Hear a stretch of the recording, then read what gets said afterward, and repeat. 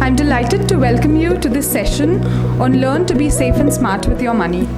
It is now my privilege to introduce our speakers for today's session. Our first speaker who will take the session on how to be safe with your money is Ms. Sucheta Dalal. She is the founder trustee of Moneylife Foundation and managing editor of Moneylife magazine.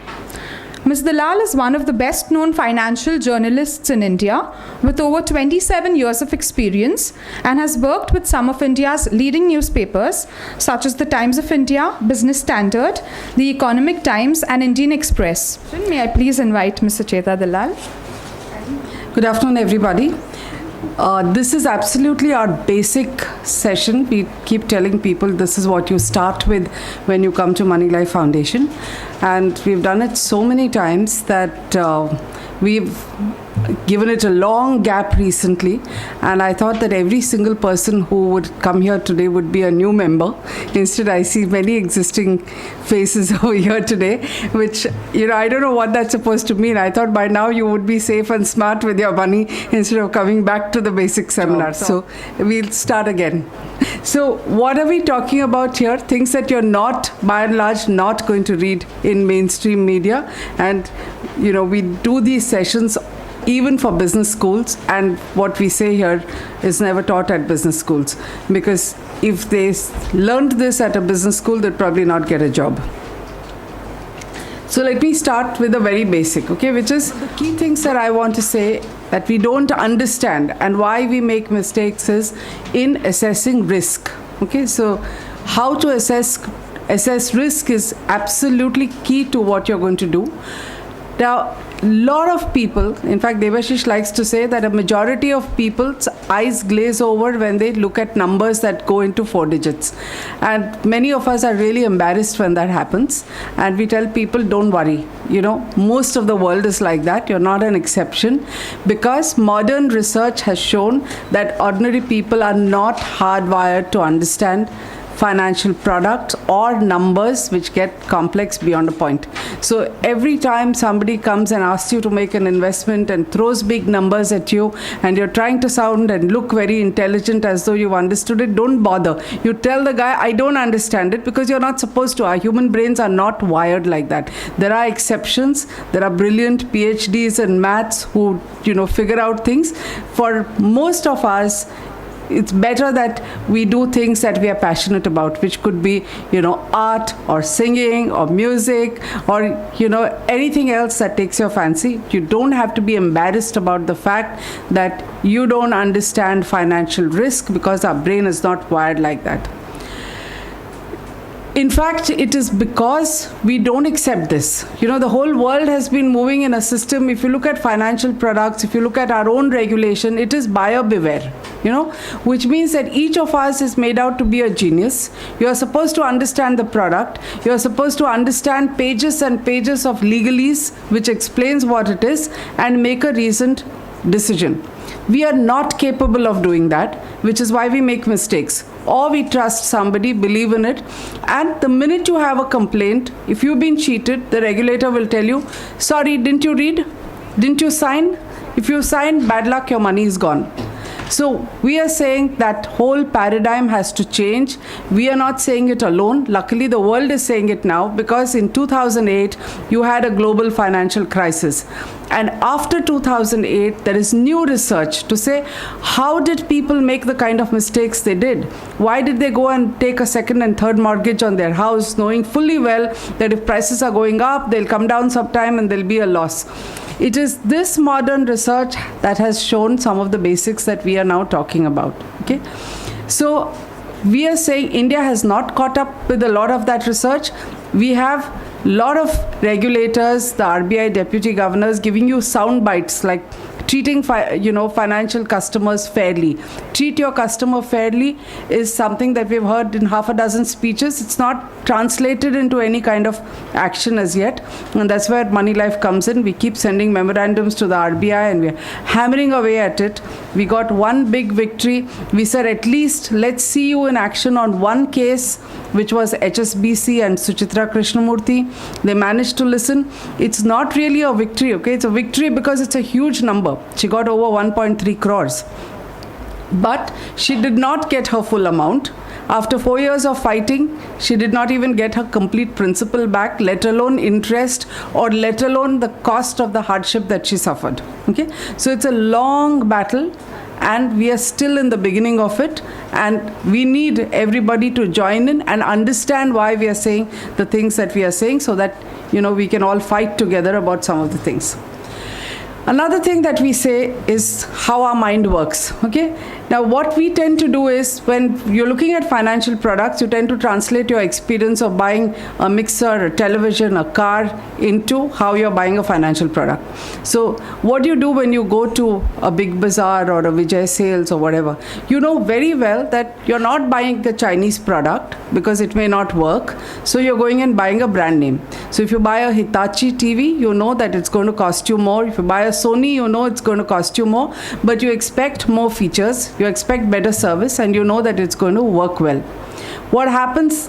And you come back home, you install it, plug it into the wall, and it starts working, right? You paid it. You want to buy something as fancy as this also, you can, if you pay for it, you can actually even drive away. But when you buy a financial product, you can't do anything that you do in a consumer product. You can't plug and play, and unlike a car, you can't even test drive it. You buy a mutual fund, at the end of 1 year, when they decide their results, you will know whether it's worked or not, whether it was a good decision or not. That is one big difference.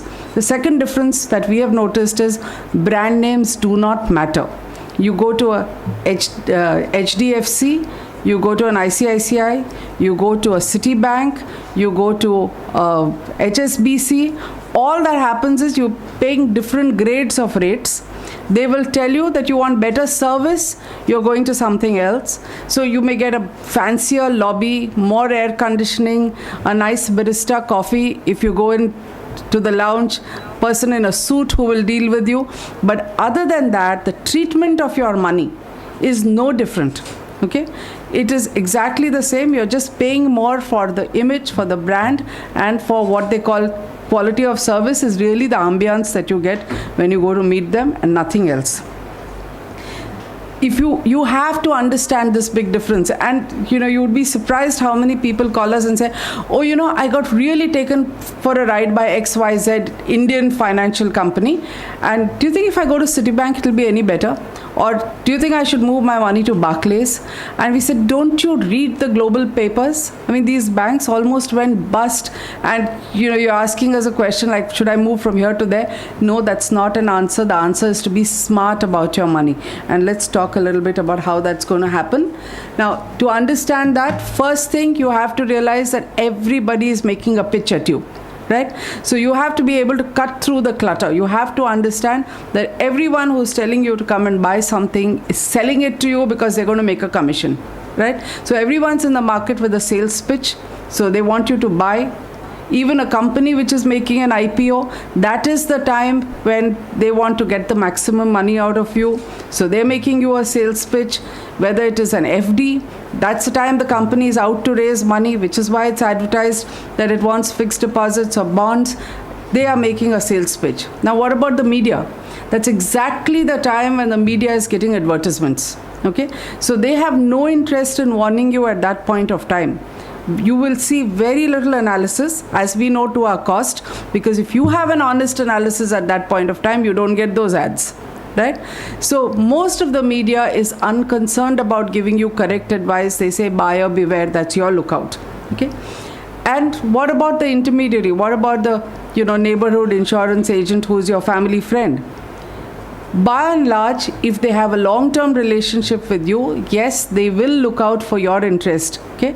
Because they know they have to keep coming back to you. And it is those people who work. But what happens if you go to a bank and, somebody tells you buy an insurance, it gives you the same return? They have zero interest except that this is a product in the market. They have targets they have to sell, but I'll come to more of that later. Okay, so the brunt of what I'm saying today is how to avoid losses. So you want to be smart with your money. First, we all talk about whether some bank FD is giving you 0.25% more or 0.5% more, and then we lose large chunks of money, large chunks of our principal because we've made a mistake, and that is the bigger loss that everyone has to bear. So first, avoid your losses. And let's talk a little bit about what happens and when we go in to buy. When the Sensex is like this, and it is really at an all-time high even now, at that time every fool looks like a genius. All of us are sitting there wondering, did I miss the boat? What should I do? When, should I have invested? We say it's a wrong time. That's the time the maximum products come into the market for you to invest, and that is the time you have to be on guard the most. That is the time when all these kind of people come out. You will see little things on the internet which will offer you nifty trading, forex trading, oil futures, tell you just sign a form, I will make the money for you. You'll get a 30% return, 50% return, lot more. It doesn't work like that, because if life was so simple, where somebody was working hard and making enormous amounts of money for you, I wouldn't be wasting my time running a magazine or standing here and giving you a lecture. I would be a rich woman after 27 years in the financial services sector. But this is the time people lose huge amounts of money. People have lost their life savings. I've given an example for a group of Hyderabad executives who lost 20 crore. And believe me, this included 2 anchors from one of the leading English channels. And they have not got their money back, right? The National Spot Exchange was another such example. They told you it is absolutely 100%. You would be surprised at how many people have lost as much as 125 crores. Some of the leading financial companies who are selling you mutual funds have lost 125 crores in NSCL because they thought it was 100%. And I know individuals who retired with a really fat savings who have lost as much as 2 crores. It is my experience since 92 that investors rarely ever get their money. So there's a big investigation that will happen. There may be arrests that will happen. But the way our system, our legal system works is that investors do not get the money back, even if the money is collected from the scamsters. It is put into a pool account, it is put somewhere, it is never distributed until it is meaningless. And I think Devashish will talk more about this, but money virtually halves its value in 5-6 years. If interest rates are the way they are, then if you get money that you're supposed to get today, the 100 rupees that you're supposed to get today, if you get it 5 years later, it is worth $50 or less, right? So when money gets stuck and it doesn't come back to you quickly, you have to realize that it's losing value all the time. I'm just going to run through some of the ways in which people lose money. I'm assuming all of you know all these scams. If you don't, then we'll have a little chai pe charcha afterwards. But these two, Bunty and Bubbly, managed to change their names 100 times, raised 1,000 crores. Why? They were in a bull market. They said, come to us, we'll make money for you. Initially, some people did. 120% returns is what they promised. So people were taking money out of their FDs and giving it to them. Now, this is another crowd which is sitting outside the police station, wants their money back, wants the police to act on it. What is it? It's a company called City Limousine. Similar returns, 120% is what they promised, even gave the returns for a few years. And look at the joke, 6,000 policemen, 200 income tax officials, 15 RBI officials, 300 from Mantralaya. These were the kind of people who had invested in City Limousine. Now, if they themselves, if anyone's going to get their money back, it is going to be these guys, not you. You will be way behind in the queue. And it happens in every scam. I don't know if you've noticed, but the newspaper reports about the scam itself suddenly halve the value. So you will be hearing about Stock Guru being a 1,000 crore scam until the guy is caught. Then suddenly the media starts saying it's a 500 crore scam. Because the first money that is available to be extracted from these guys goes to the people who ought to have been actually doing the job of saving you, not investing in the same companies. I'll talk a little more about why that happens. The maximum amount of money that anybody loses is not in the organized financial sector, but in what we call Ponzi schemes.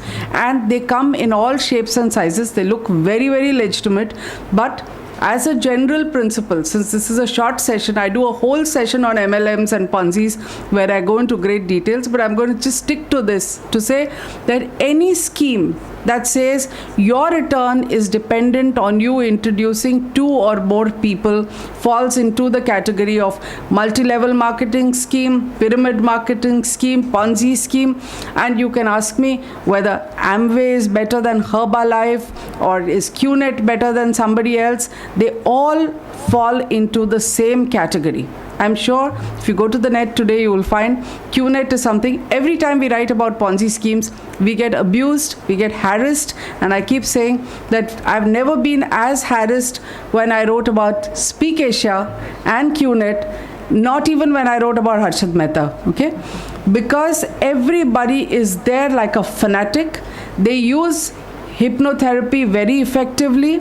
They persuade people to leave their job. This is part of the selling technique, and they get people to give away large chunks of their money in these schemes. And let's not talk about who across the board they are selling it in this hyped up cult-like manner. Otherwise, if you thought sensibly, you would not be putting your money there. And this is from an FBI website. Okay, so this Ponzi scheme business is happening the world over. It's not unique to India. In India, there are tens of thousands of Ponzi schemes in every single state. Okay? Because nobody bothers to check them until there's a problem. When there's a problem, you're sitting outside police stations, like I showed you with City Limousine. Nobody is getting their money back. People forget, move on, the next lot comes. Otherwise, people who lost money in those plantation schemes in the 90s would not have put their money again in some of them. So this is one part that, I can't emphasize it enough. You have to be careful about large chunks of your principal, your hard-earned money just vanishing into some of these schemes. And a lot of countries just ban multi-level marketing schemes. In India, we have a beautiful gray area. So one fine day, they will go and arrest the Amway CEO. Until that man was arrested, people used to ask us, how on earth can you say Amway is not straight, that it operates in a gray area? And we said, that is the law as we understand it. They are not allowed to operate. And then, sure enough, one fine day, he's arrested, he's released. Then everybody is nicely vague. We actually have a judgment, in one case where the court has said, just because the authorities haven't acted against something that is illegal doesn't make, and this is in connection with the Ponzi schemes, okay, and MLFs, it doesn't make something that is illegal legal. So the court is saying that it can well happen in India and India alone, that something can go on for 20 years. There will be no action by anyone, as you saw in Sahara. Okay, the man says he raised 75,000 crore from his residuary non-banking finance company, which was registered with the RBI. No questions asked, nobody knows. And finally, when it went to the Supreme Court, we realized that there are some 20 women with the name Kalavati, no address, who claim to have invested. I mean, look at the logic. If you have invested money somewhere, it means that you want your money back, you want a return on it, isn't it? And here is Sahara telling the Supreme Court that some 20-25 Kalavatis and other people have given them the money without so much as an address. Which means, paisa aayega to aayega, nahi aayega to nahi aayega, no one knows. And this is a company on which I don't get annual reports. I don't get MCA 21 is an online service where you're supposed to get all company results, including small ones. You're supposed to be able to download it, but you get 1 or 2 Sahara companies out of hundreds that exist, right? So again, this is peculiar to India. It maybe not peculiar to India. I mean, I know more about India. Maybe it happens in other countries. But rule of law applies when somebody goes after people, fights, and takes it to its logical conclusion, as has happened with Sahara at this point of time. We are still watching that. Okay? Numbers are huge. This Pearls that I've written about, PACL is the company. It was a lead story in the Economic Times. Okay, 20,000 crore is what they've raised. They even went public. Japan Life, 2 prime ministers were friends with the director of this company, right? His name was Pandit. Finally, by the time he got arrested, that company had gone bust. We're talking about 5,000 crore. Gold Quest has come back as QNet. At that time, it was 5,000. It's probably more now. So each one of these is large numbers.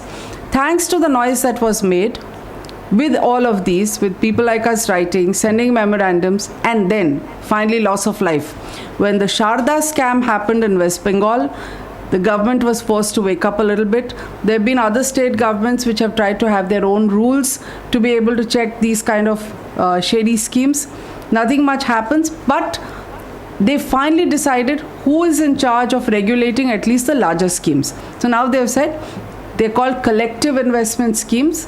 If they don't fall under any other regulation, and they have collected 100 crore, okay? So numbers are big, so you know that a lot of them come into this category, because the minute I tell you that I will give you a 25% return, you will not pay 780 rupees to buy a 1-year subscription of Moneylife, you will think a lot. But if I tell you I'm giving you a 25% return instead of selling you that magazine, you will come and form a queue to give me your checks without looking at any details. That's how these Ponzi schemes work. All you have to do is promise a really high return and hand out the first few checks. Okay, this is important. So I start saying I'm making quarterly payments. The first 5 people get their quarterly payment check. They are telling 25 people each that, "Arey, ye to sahi hai." They give the returns so that there will be a queue at my door to give me money. And this is the kind of money that I can collect. And this is happening all over India at every level. It's called double your money schemes. It's happening in the slums where the amounts are small. When it's QNet, people are buying packages of 1.5 lakhs, 2.5 lakhs and investing in it. And you would be astonished. You should go to our website sometimes and read the kind of letters of how people have been ensnared. And I look at it and tell myself exactly this. 780 bucks is not easy to get people to pay. But lakhs of rupees are just being paid, sitting in cafe coffee day or barista and one high-pitched sales pitch, and then come to some seminar and you're writing out a check. Really watch out. Please don't go in that direction. So we have some amount of good news here. A lot of these companies, SEBI has initiated action. All this has happened after the Sahara case. Rose Valley has a member of parliament from the Trinamool Congress. All these people have one thing in common, okay? City Limousine was very, very close to Shah Rukh Khan and Dilip Kumar. Rose Valley has a guy in parliament, investment in Tehelka. MPS Greenery was putting out advertisements defying SEBI. So these are 5. Sharda, as you know, more than 25 people committed suicide when they lost their money. That's when the country woke up a little bit. I'm sure all of you still get people from this royal twinkle coming, isn't it? We've got people in our office boys have lost some money, and I think since it was Moneylife and we pestered, they've got their money back. But if you go to their office, even in Prabhadevi, you'll find a long queue of people standing there to get their money back. So again, Ocean was a fund that was hard sold even by some foreign banks. Nobody's got their money back. They got 80% of the principal back. Nobody's got returns. And most of them, I think 1 or 2 have got the 100%. It's now with the Securities Appellate Tribunal. So like I said, names are not important because you see too many of them.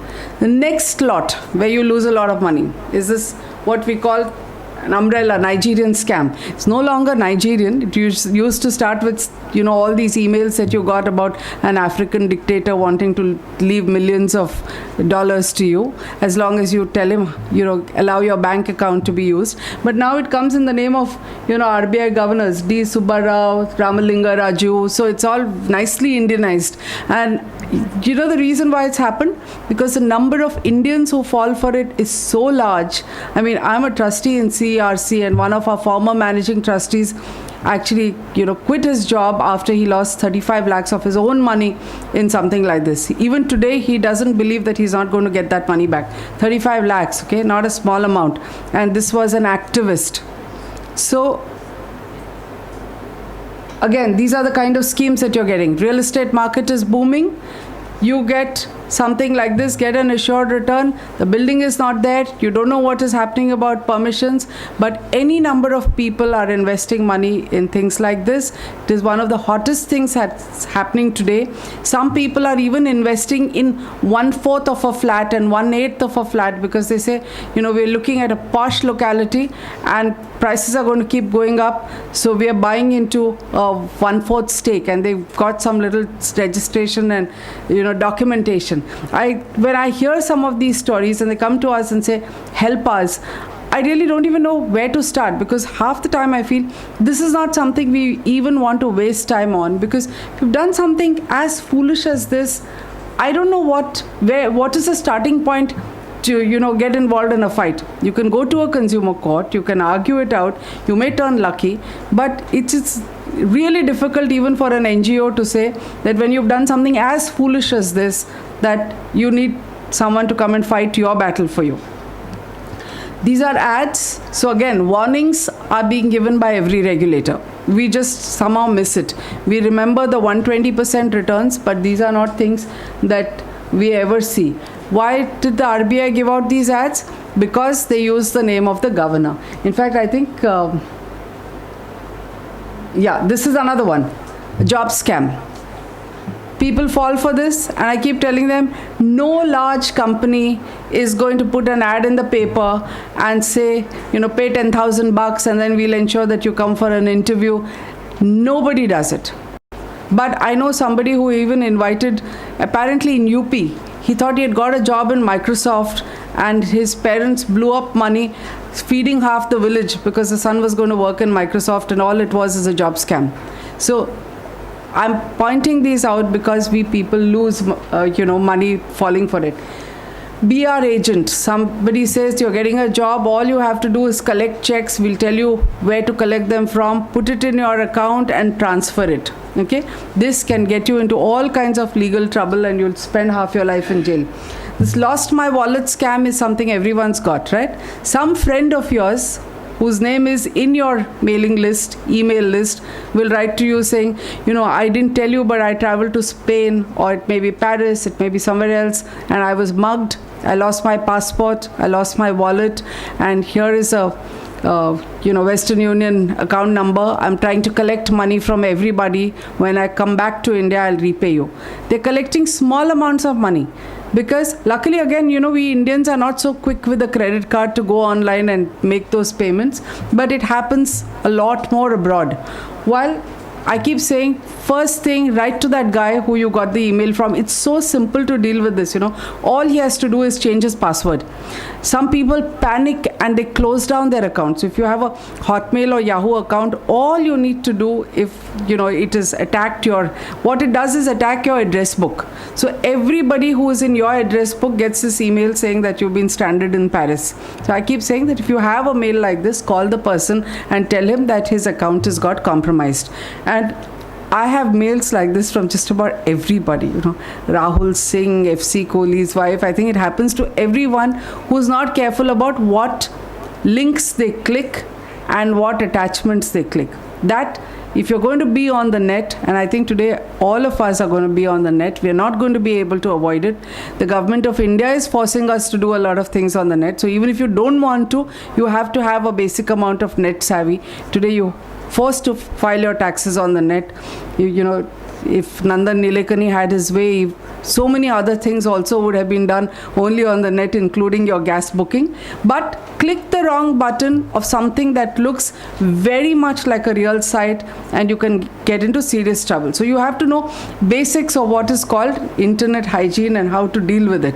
And everybody has to worry about this. This is the signature in the RBI governor's email. So you get a mail from the governor. He has this last line which tells you, Reserve Bank of India never sends mails, SMSs, or makes calls asking for personal information such as your bank account. It never keeps funds for anybody, because these scamsters say the RBI has an escrow account in which funds are deposited, which you will get. And they have the letterhead, they have everything like an official account. It's very, very difficult. So the only thing you have to know is this, that the RBI doesn't do it and no bank does it. No bank is going to send you a mail saying verify anything. So if the banker says verify, or if Yahoo tells you your account is going to be closed, verified by clicking this, please do not. Okay? Call them up, call their official call center. Whatever it is that you have to do has to be done on your official ID, where you initiate the dialogue and you don't react to a mail that comes to you. This is basic in dealing with the net, and when I'm sure half the room must be really smart and you don't fall for it, okay? But you have to read the papers every day to see the kind of people who fall for it. Doctors as a category, I don't know how many doctors in this room, are there many? But they are ace for falling for stuff like this, including somebody tells them that, put a chemical and your currency doubles, and they're giving 25 lakhs over there. So I keep saying, then a person in the finance ministry, secretary, IAS, government of India, fell for something like this and lost money. But they are sitting in powerful positions. It's easy for them to get their money back even if the bank makes a loss. It's not easy for you and me unless we can prove that we didn't do something silly. All of it falls into the category of what is called phishing and wishing. So anything that persuades you to click on something thinking that it's an official ID comes into the phishing, because they're trapping you by pretending to be official sites. Wishing is a lot worse, if you ask me, okay? This happens on the telephone, and it's a nice trap that they lay out. So you'll get a call saying, I'm calling you from ICICI Bank or Axis Bank, sounds like a call center, and says, we're doing this big verification exercise, and they know that you're an account holder. Sometimes there are mistakes, so you may get a call from Barclays when you don't have an account there. But by and large, it is your bank. If you have the bank, they'll say that you'll get a call in 10 minutes and we're verifying your PIN and whatever. So just give it when the person, that voice sounds recorded. So now you're mentally primed up. They know mind games extremely well. So you're expecting the call, right? So when the second call comes, you say, okay, I've been warned. This is, correct. So the call comes and you give your details. It is a trap. Lots of people have given away things like this. So if you get a call like that, what you need to do is tell them, don't worry, I'll take care of myself. Take out your account statement, look at the call center. If you want to do all of that, okay, call them up and say, are you doing any such thing? 99.9% they're going to say no. So the best thing you can do is just ignore it, because these are not exercises that anybody conducts. The next lot, identity theft. We're all very, very, very easygoing with our identity these days. Even when you're on Facebook, we very happily put our geographical location. Many people think it's very cute that if I'm traveling to Pune, all my friends in Pune should know without me having to tell them. So if they want to contact me, they will. It is one of the most dangerous things that you can do. How much of information that you put out. I made the mistake of putting out my mobile number on Facebook for one day, okay? And I quickly went and deleted it. It was too late by then. I don't know. It's not that my mobile number is a secret, but I hate the thought that it's out there in cyberspace, and I kept getting so many BB requests only with that one day. Okay, that's how quickly people have programmed things to extract data from these big websites like Facebook. I'm sure Facebook is not giving it out. There is somebody who has built an application that can pull it out. So be careful where you give it. It's important to give your mobile numbers in a lot of cases, like I'll come to that later, when you have your bank account or your credit card. But in these free sites where you're just doing social networking, you have to be really careful. People are most careless when it comes to giving it for gas connections, phone connections. This is a lady whose nephew got her mobile for her. Women are especially vulnerable, because we women tend to depend on other people, doing our work for us, because we don't want to go to those offices. We very happily give away photocopies and say someone's getting it. So this lady works as a housemaid. Her nephew got 2 SIM cards. He's not supposed to get the second one, but he managed to patao the telecalling guy, and he ran up this bill making, those pornographic calls or something like that. And the woman was arrested. Luckily for her, the cops believed that she couldn't have run up a bill like this and that she didn't have the phone. So then they caught this guy, and as you can see, one of the reasons why we keep trying to put up stories from newspapers is to tell you that nothing that we are saying here is scaremongering. Start reading the papers carefully and you'll be horrified how many that you see spot every day. It's happening every day, it doesn't change. So I finished a little part of what I'm saying about scams where people come and lure you. Now this is when I say beware of banksters. It's when people whom you trust, and this is a big battle that we're fighting with the RBI, and I think this word banksters is coined by an ex-banker. As you know, Ravi Subramaniam is writing a series of books on banks, and I think it's a wonderful coinage, because we keep saying that if you don't trust your bank, who will you trust, right? I mean, I'm putting my money there, it's not under my pillow. So if your banker, when you go to deposit your money or withdraw it, can actually catch you and persuade you. Persuade is, I'm using it loosely as a mild synonym for absolute fraud and mis-selling. Persuades you to take out your money from your FD and put it in instruments that are going to cause you a loss. That is something I think has to be stopped immediately.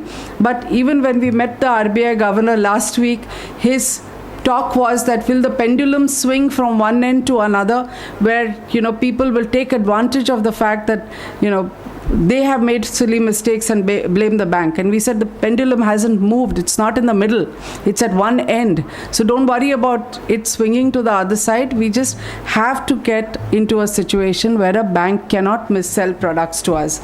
So before I get into that, let me start with safety of banks. Luckily, India is not a country where you're very worried about whether your bank deposit will be safe, because in spite of the huge non-performing assets, in spite of the fact that bank unions are writing to the government saying that banks will collapse under the burden of bad loans, still they are Sarkari banks. So if they go down, it means the country is going down, okay? But as long as we still have a government in place, they'll be printing money, so your basic money will be safe in a nationalized bank. I don't think there's anything to worry about.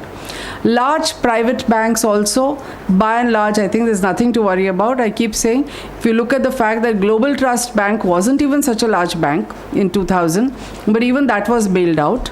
So as a policy, as long as this government had some money, and they were in the last 5 years running it down very rapidly, but the policy is we do not allow banks to fail. This applies to scheduled commercial banks, private banks. Foreign banks, a different cup of tea. What happens abroad, they get taken over, it's different. But by and large, people who are putting money in foreign banks are people who have a lot more money. Okay, I would say put your money in large private banks, in nationalized banks. You don't have to worry every day about whether the bank is going to vanish. Cooperative banks, different cup of tea altogether. They are under dual regulation, and neither of them regulates them properly, neither RBI nor the Department of Cooperatives. So in this case, well after the net worth is fully eroded, more than a year later, they finally deign to say that that bank will be closed, okay? Which means that if you have a deposit there, you are in limbo. You neither get your money back, nor is the bank declared closed for much longer, and then when that happens, just 1 lakh is insured. And in the last 10 years, we've seen some NGOs demand that you need protection for all deposits, and we as in Moneylife have been fighting it, because we're saying it's not required. If you protect 100% of the deposits, it will only allow political scamsters who run these cooperative banks to make money, okay? Because you get your money back, then instead of just 1 lakh, you'll get more. It allows you and me to be careless. We will keep more money in cooperative banks, and the insurance is paid by the entire banking sector. So in the last 20 years, there hasn't been a single incident where any large bank, nationalized bank or foreign bank has ever had to close down and had to avail of this insurance where 1 lakh is paid. It is only cooperative banks, and at least one a month goes bust. So I tell people that if it's your hard-earned money, don't keep more than 1 lakh in a cooperative bank, and even the 1 lakh that you keep should not be money that you will require in an emergency. If it is the only savings that you have, please find a better bank. Don't keep it in cooperative banks. Second, don't trust your relationship manager, okay?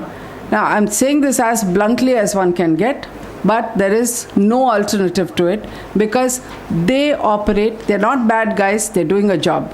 and their job and keeping that job depends on meeting a certain target every month. They don't meet the target for 2 months, they lose the job.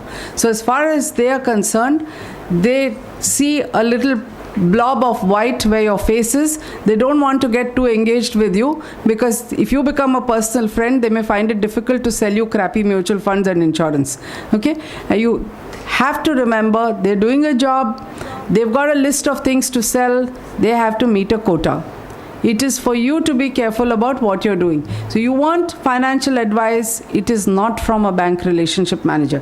Feels very good that someone is calling you and say you have a relationship manager. All of us get a big ego kick, okay? From the old days when you had to stand in a queue outside the teller who will be busy having chai and gossiping and expects you to wait, you now have someone calling you up. But use your relationship manager, especially if you have a certain amount of money in the bank. They do a lot of other things for you, but make sure that you're double checking every investment. They are not investment advisors. They're driven by performance. And I think one of the last things that we are saying is, you would notice that whenever a relationship manager changes, and this happens every 3-4 months because they're losing their jobs or they're moving to another bank, the advice changes, because whatever they have sold to you does not go into the account of the next guy who comes. He has to start afresh. And that happens only if he persuades you to sell what you have and buy something new, because that income is counted as his sales pitch. What do you do to be careful? Ask a lot of questions. Okay. One common complaint that you will hear is the relationship manager is calling you 20 times a day when you are about to buy something. But once you've bought, if there's a problem with it, especially when your 2-week look-in period on insurance is over, you just can't get through to the guy. Right? Common complaint, isn't it? So you have to remember, first, you can negotiate everything. In a private bank today, nothing is hard and fast. You have to ask. It's like that ad, kuch kam ho sakta hai kya? Don't be embarrassed. Say it. Second, loyalty is out of fashion. They are out to get what money they can. So if you say, my grandfather banked with State Bank of India, so I expect something, don't give a damn. So I think you should forget it. It's okay for SBI to put up ads saying Dadaji by Nauroji banked with us, but to you and me, it makes no difference. They don't give a damn. Then demand references.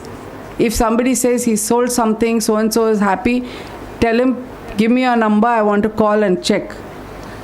Ideally, don't depend on a relationship manager, but if you want to, at least double check. Now, one thing that you have to remember is that you have to always be prepared for a possibility that you may have a dispute, and you have to be ready for it. So don't ever say, relationship manager told me XYZ on the phone, I asked him 5 times, send me an email, he didn't send me an email. He's not going to send it, because all kinds of tall promises that are made to you verbally are not going to be put in writing. Okay, that is how mis-selling happens. What can you do to protect yourself? You write back. First, you ask him, give me your email ID, give me the email ID of your senior and the senior's boss. So you have 3 layers of email IDs with you when you're about to buy a product. That's the time they're going to give you everything. Okay, otherwise you'll be in the call center. Press 1, press 2 kind of stuff. You're not going to go beyond that. But when you're buying something, everything is available. Mobile phones will be given to you. So ask for them at that point of time. If he has made promises, put it down in writing and say, we had a conversation today. As I understand, these are the things that you promised me. Please confirm and send it to all these 3 people, not him alone. Okay? You will not get a reply. So don't say he didn't reply. But if there is a problem, chances are when you put it in writing and say, please confirm, he will stop calling you to sell you that product. So you're safe. If he's still shameless enough to hard sell the product and you end up having to go to a banking ombudsman or an insurance ombudsman, you can produce that email and it will be taken as legitimate proof that you have been missold something, that this is a promise made to you, because they are supposed to respond to you. The lack of a response works in your favor and it is seen as documentation in your favor. Please start building it right away. And this is, again, thousands of complaints from people saying, they said all this verbally, they didn't put it in writing. What stopped you from putting it in writing? You know their email ID, you put it in writing. You must have documentation with you for your own safety. Okay, and don't do this breezy stuff. They're calling you on the phone, especially people who have lost money in nifty trading or whatever else. They get a call. You're at a party or somewhere else, and they say, can I do this for you? It'll all be prefaced with, have you seen your portfolio? It's doing extremely well, and you made so much money. You're up 50%, you're up 60%. I think now you must invest, some amount in something. Can I do it for you? That is the time you're saying yes without asking anything in writing. You have to tell them, let's talk tomorrow, send me an email and I will reply. Or make sure that you've signed the documentation that you're supposed to. Those are the points where you're always vulnerable. One point that I keep making, I love these three guys, okay? We're all great fans. Amitabh Bachchan is brilliant. I've not seen a better actor than Irfan. And of course, Sachin Tendulkar is God, right? So go and watch cricket, go and watch movies. Don't listen to them about which insurance product to buy. I mean, that ad, if you remember, is him saying 2 minutes to airport security for buying insurance. I mean, I would love to see somebody telling me that, even a financial expert. In fact, I know somebody from Goldman Sachs who has 3 children. He called a financial advisor to buy insurance. At the end of 1 hour, he was so confused. He said, leave the documents and come back. I need to study them. So if this is what, Goldman Sachs with, MBAs from Wharton have to do, then the security guard is not going to be buying it in 2 minutes. And I think it's most dangerous. We've been fighting really hard, and we've been telling the government, if SEBI said 25 years ago that you can't use celebrities to sell capital market products, can't use celebrities to sell IPOs. And I think there was a famous case of D.S. Kulkarni and Madhuri Dixit. They said, no, she can't come and address a press conference. You can't put her photo on the prospectus. It's taken 25 years and no response to get RBI and IRDA to understand this. Okay, we're still fighting. We now come to insurance, because all these are selling you insurance. I'm not going to handle insurance because it is just too complex, and this is not the session for it. This is basics, what you need to worry about. Okay, you have to understand that while you're buying a financial product, it's buyer beware. When you're buying insurance, it is the insurance company that is taking you on utmost good faith. Which means they're saying that if you sign an application form, first of all, most of us don't know that you're supposed to fill the form in your own handwriting. I don't know of anyone who does it. Even I haven't done it, because the agent fills it for you and you sign. If you look at that ad which shows the devil also, even then, it is the agent who is filling it up, the guy is signing. The rules say you are actually supposed to fill the form yourself, which means that you're paying your premium. You're probably paying it for 10 years. When you have a problem, a claim has to be made, or you're buying a life insurance, so you're dead, your heirs are making a claim. At that time, the insurance company is going to take your form and use a magnifying glass to see if every word that you've said is true. Did you not tell them about some pre-existing disease? Did you have a tiny mistake in your date of birth which they can use to reject your form? Every single thing is scrutinized at that time. I know insurance agents who will put people into a wrong category, saying, ठीक है वो 60 के पहले रहना है, 58 डाल देंगे, किसी को पता नहीं चल रहा, आपको पॉलिसी मिल गई ना? No, it's not correct, because it doesn't matter. You're paying money. Remember, you're not getting money. And when you have to get the money, they're scrutinizing everything. So you cannot make mistakes. It is, buyer beware versus exactly the opposite of when you're buying a financial product. Indians don't like to waste money on insurance. Okay, we are one of the most underinsured country, and we are the biggest suckers for unit-linked insurance plans. Why? Because we think that if you haven't made a claim, it's a waste of money. So what do?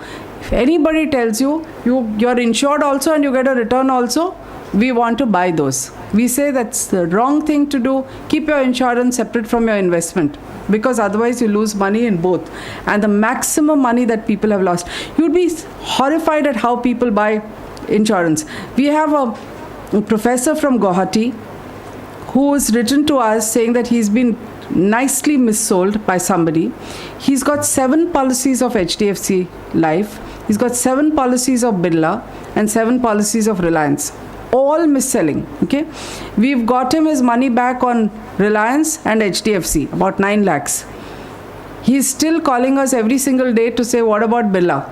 But, I'm losing patience with it because I keep saying, you didn't think of us when you bought it, right? Did you come and attend a session like this? Did you try and understand?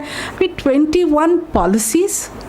Because obviously the guy was made to understand that all this is fantastic investments and with an insurance also. So it's like, if I think he has 4 children, so half a dozen are in one child's name, another half. So he thinks he's actually taking care of all of them through insurance and he's getting a great return. I have another letter from an NGO. He's got 26 policies and he's put NGO funds in those insurance policies. Don't ask me why. And now wants help because it's all a disaster. Value is down to less than 50%. This is just going to keep happening. And this is just one slide, okay, of the cover stories we have written on insurance. You want to know more, please buy it. This is an example. Guy was sold 12 lakhs worth of policies, complete fraud, including wrong witnesses, wrong PAN numbers, cooked up numbers. We took it up and he's a ticket checker from Sholapur who wanted to put his entire retirement fund into insurance because he's looking at ads on TV and he thought that if he divides up the insurance among his 2 wives and 4 children, he's taking care of all of them. And all he was getting is tulips which were taking him for a ride. The next, this is a man, 79, he's now 81, Mangelal Sharma. Conned by IndusInd Bank, same relationship manager. He's smart enough to know, he says at 79, I don't want a mutual fund. I want only FDs because I'm living on my savings and drawing down from it. So I'm not even bothered about investments. So what do they tell him? They say, Uncle, this is a fantastic 5-year fixed return product. You can get your money back and it's called Develop Your Wealth Scheme, DWS. So they tell him, write only DWS on the scheme and we'll fill up the rest of it. When he gets his next month statement, he realized that he's been sold a Deutsche Bank Wealth Management Mutual Fund scheme with a 5-year lock-in. He says, at 79, why will I want a 5-year lock-in on anything? Okay? He fought and fought, wrote to the banking ombudsman. They asked him, is this your signature? Threw it out. Then he came up with something. When we discovered him when he had printed a t-shirt which says, IndusInd Bank has cheated me, it will cheat you too. Okay, wore the t-shirt. He's a yoga teacher. He sings and dances. He used to go to the bank, enter the branch, wearing the t-shirt, and he used to sing and dance to attract other customers' attention, to say this is what they would do. Okay, so I think you have to fight. We got to know of this, and believe me, they were really nasty, okay? It's only after we wrote about it that they went home. We wrote about it one day. They tried to put pressure on us through the PR agency. We took it up with the RBI the same day and said, what on earth is going on? That night at 10:30, they went and gave back his check of 7 lakhs to him. So fighting works, okay? So don't cry, fight, be innovative. It definitely works. Okay, another 5 minutes. I'm going to run through this. Credit cards. Do we need credit cards? No? Okay, yes. Okay, and why do you need credit cards? Because in certain situations, nothing else happens. I keep telling people, if you had a Kingfisher flight and had gone to Delhi and the flight is cancelled, the company has closed down, what will you do? You're stranded on the airport. Are you going to look around and ask someone whether they'll lend you money? If you're a student, so it's not like you have a big bank account where you can buy a second ticket. What do? I mean, there are some situations where you may not have enough money in the bank which is available in your savings bank account. Maybe it's tied up in an FD. Only a credit card works. So do you need a credit card? I think so. I think each one should have a credit card. But it is still called the crack cocaine of the financial world. Why? I'll run you over a list of what happens. But first, I think you should look at this little ad. Business class tickets for your parents' first international vacation? 110,000 rupees on your MasterCard. Renting a luxury car? 8,000 rupees.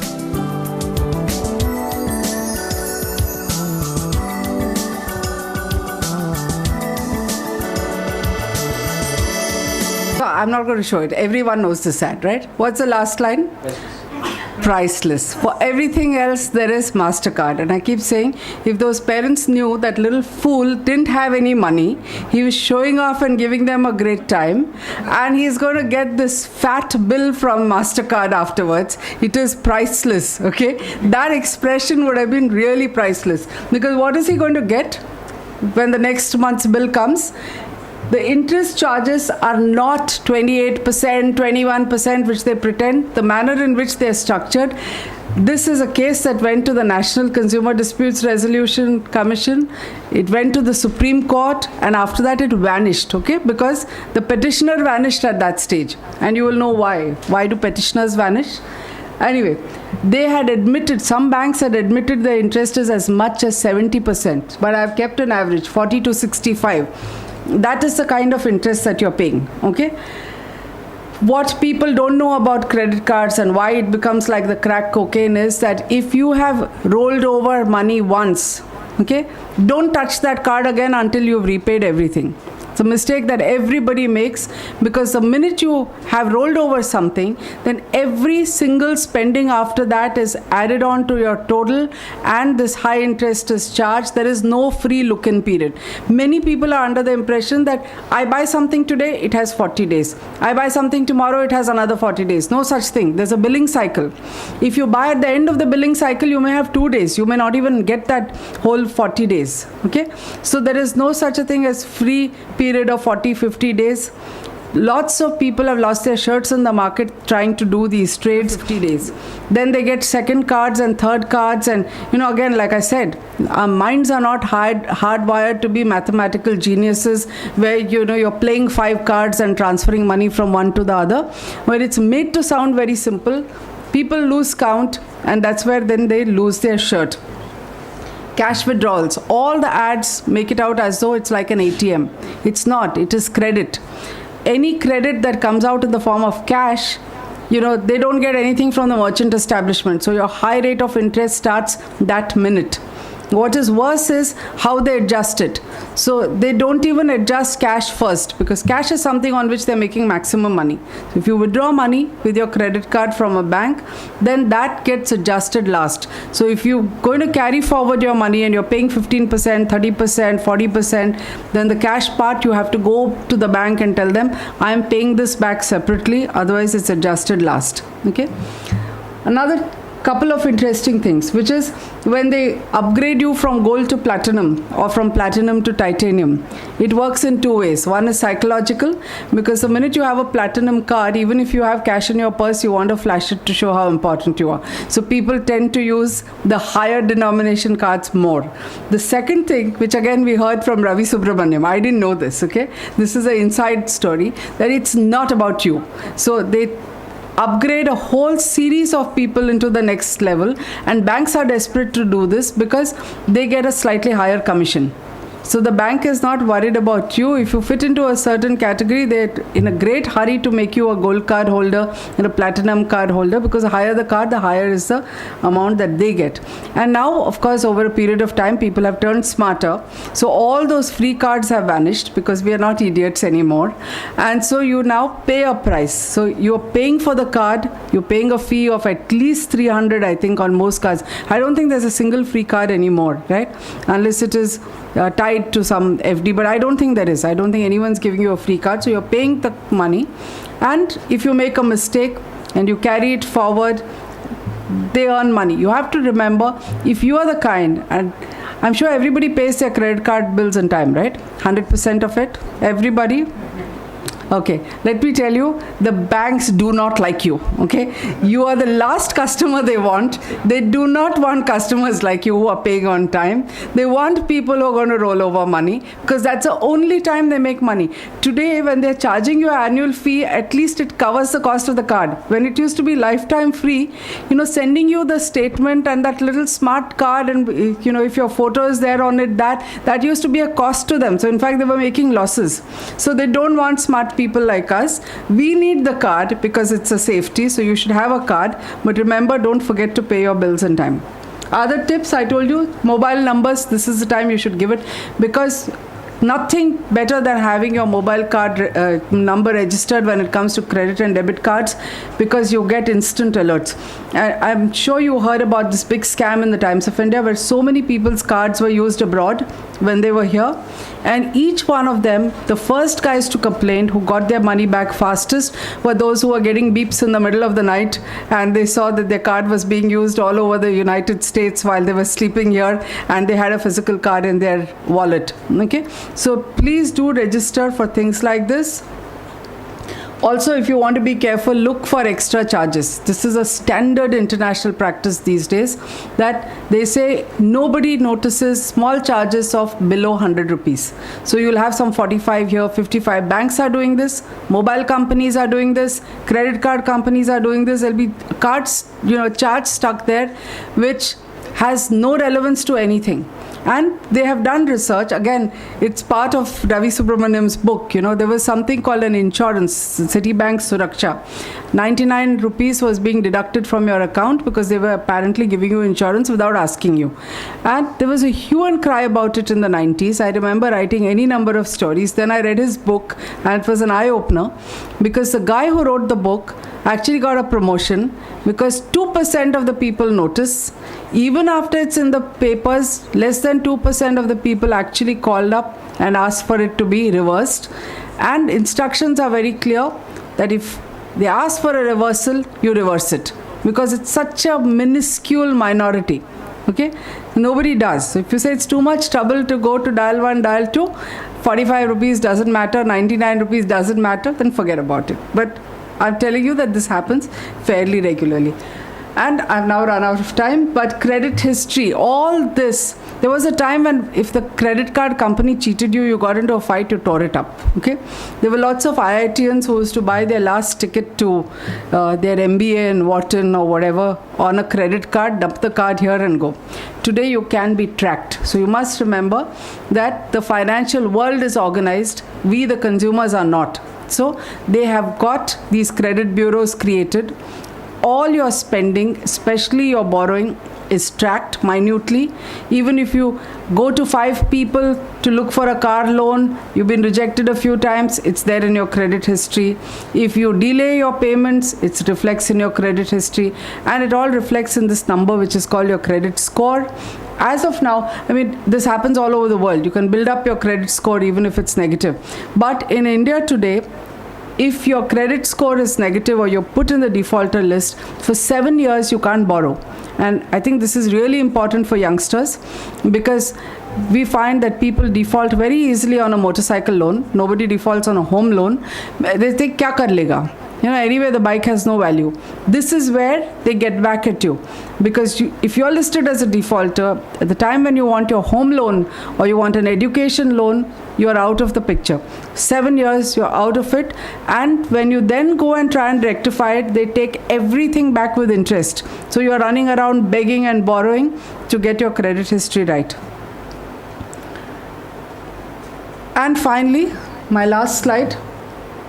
All make mistakes, people lose jobs, bad things happen with the best of intentions. So there are places where you can get confidential financial counseling. Disha has a tie-up with us. We have counseling twice a week. So don't run around paying large amounts of money to dead doctors who say they'll fix your problem. Come and take free counseling. If you know other people who are in trouble, ask them to get help. Thank you so much.